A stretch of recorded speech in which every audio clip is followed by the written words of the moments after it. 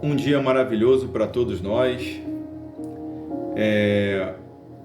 Hoje senti vontade de falar sobre murmuração.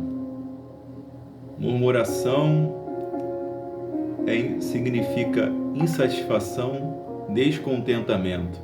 Mas pode alguém andar com Cristo e ficar descontente, ficar insatisfeito? Vamos ver aqui na palavra. Dei até um título, a essa mensagem. A murmuração bloqueia você de agradecer, mas Jesus, mesmo sabendo dos descrentes, não foi bloqueado. Por que isso?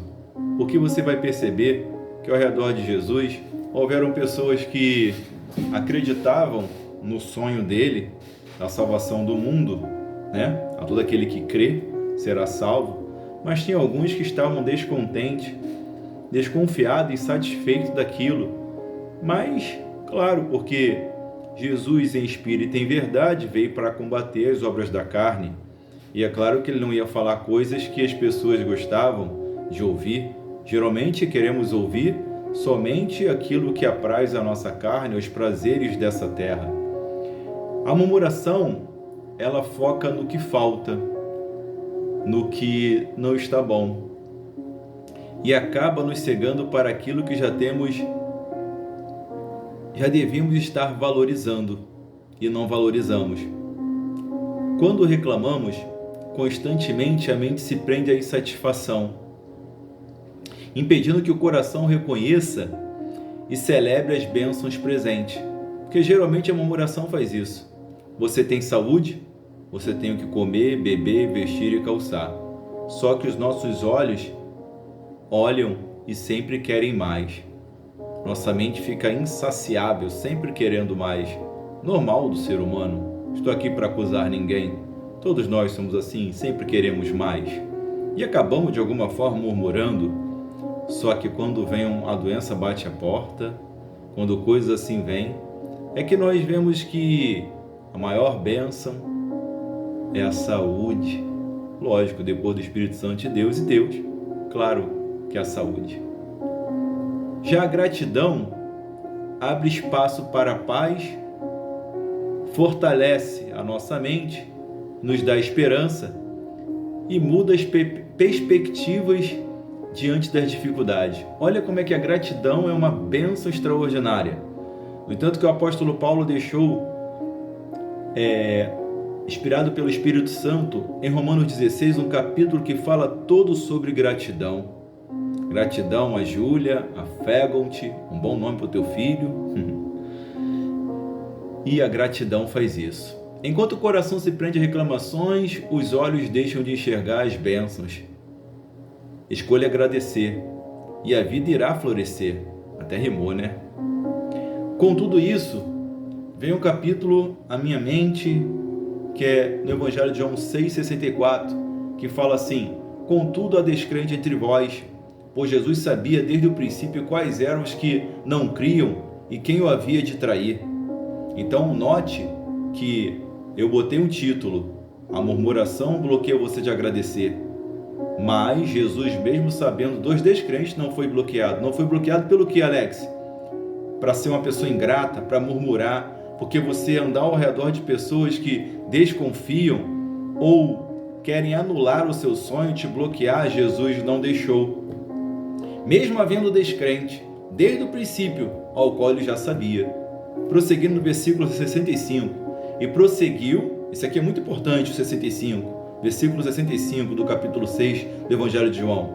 E prosseguiu: por causa disto é que vos tenho dito, ninguém poderá vir a mim se pelo Pai não lhe for concedido. Faço questão de ler de novo. E prosseguiu Jesus, falando: por causa disto é que vos tenho dito, ninguém poderá vir a mim se pelo Pai não lhe for concedido.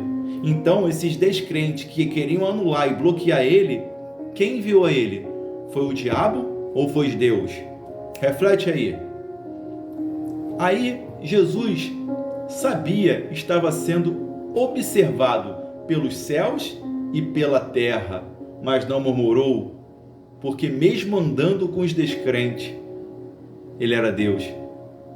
E essa é a questão do que ele nos ensina. porque foi o Pai que enviou a ele. Ele também viveu em carne. E ali ele sofreu, chorou, mas uma das coisas é saber agradecer ao Pai o seu dia, a sua vida, o seu trabalho, o que come, o que bebe, o que veste, todas as coisas. O Pai irá enviar a você quem não acredita nos seus sonhos. Você irá escolher murmurar ou saber que foi o Pai que enviou? Porque você vai sonhar, você vai ter sonhos que talvez até você mesmo duvide, mas você vai sonhar. E terá pessoas que vão querer anular os seus sonhos. Não sei se é um jogador de futebol, um artista, alguém que vai ganhar muito dinheiro, essas coisas aí que a fama nos traz. Mas quem coloca pessoas para tentar anular o teu sonho não é o diabo. Até porque eu conversando com um amigo meu, ele falou uma coisa: Alex, Jó, mesmo tendo os amigos, ele faz Bildad e Zofar, ele não atribuiu o que estava acontecendo a ele, ao diabo, mas sim a Deus. E aí eu falei com ele, porque um adorador não vai atribuir nada ao diabo, mas sim a Deus, para formar o caráter, para trazer resiliência. É isso que Deus quer de nós, não que venhamos ser uma casquinha de ovo, de reclamar de tudo.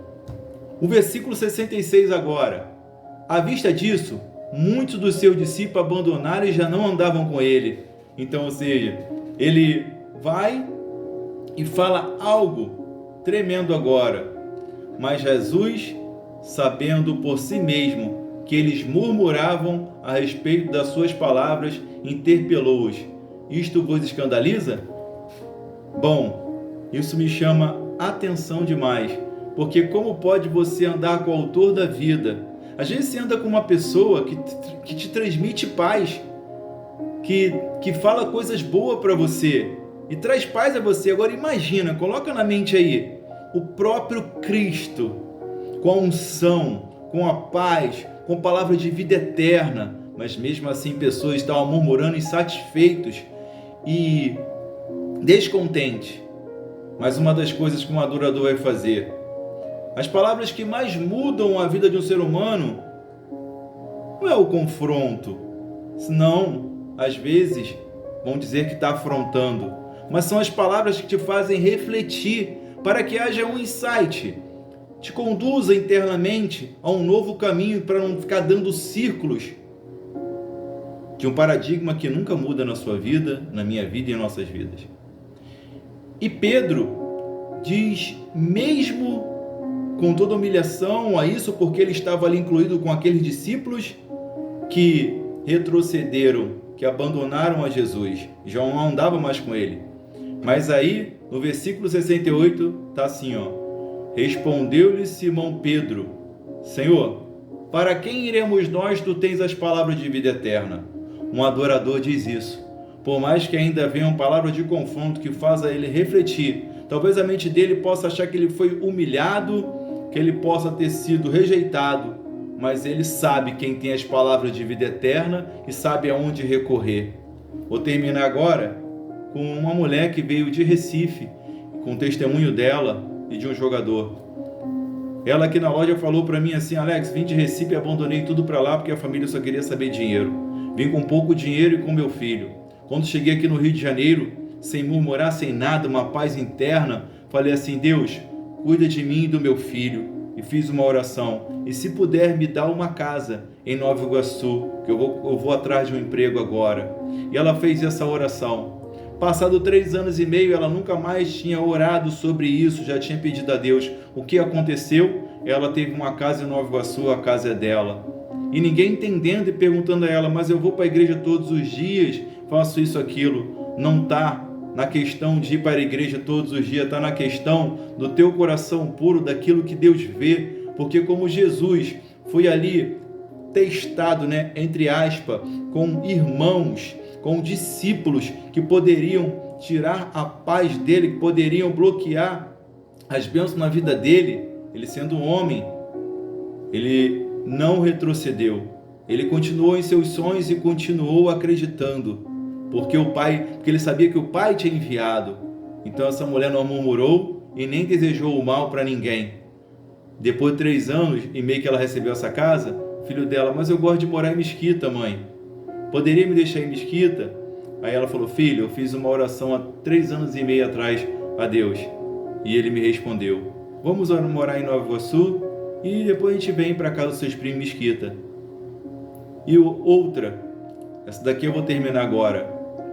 Um jogador, não vou falar o nome não, ele foi muito humilhado porque sonhava em ser jogador de futebol. E aí ele, por ser alto, todos achavam que ele é meio desengonçado. Ele acreditou no sonho dele, veio para o Rio de Janeiro, abreviando, foi jogador de futebol, foi jogar na França, na Europa, em lugares aí, ganhou muito dinheiro e voltou lá para a terrinha dele. E ele, chorando num podcast, falou: sabe o que é mais interessante? Nunca murmurei na minha vida, mas a minha mãe chegou para mim e falou: meu filho, agora aquele que te humilhou, ele está aí bebendo, né, do seu Danone, cerveja, né? E aí você está deixando ele fazer. Ele foi e falou assim: mãe, essa é a melhor resposta que eu posso dar para ele, porque a senhora me criou assim e jamais eu vou murmurar contra Deus. Deus me concedeu tudo o que eu tenho e o sonho de eu ser jogador e poder hoje. Então essa resposta a ele é melhor. E me vem algo na minha cabeça, porque ele bebendo talvez não esteja indo para a igreja, mas ele fez algo que me chamou a atenção, porque ele cumpriu aquilo que diz: prepara uma mesa na presença dos meus inimigos, unge a minha cabeça com óleo, meu cálice transborda. E o cálice dele transbordou, mas não transbordou de angústia, depressão, porque ele cumpriu a palavra e não deixou com que uma palavra fora daquele que ele sabia que Deus tinha enviado para tentar ele, apenas foi só uma mola para empurrar ele para frente e um desafio. Para uns vão ser desafios, para outros vão paralisar. Não deixe se paralisar pelo irmão, pelo parente, por algo que possa de repente ter ficado como mágoa em seu coração. Libere, perdoe, não fique com essa murmuração. Agradeça. Eu sei que às vezes pode ser difícil, porque a vida, viver também não é fácil, né? Mas nós trabalhamos, comemos, bebemos, temos emoções, sentimentos, vontades. Mas a questão é, fique com a gratidão que ela vai te fazer florescer, não a murmuração. Um abraço a todos. Amém.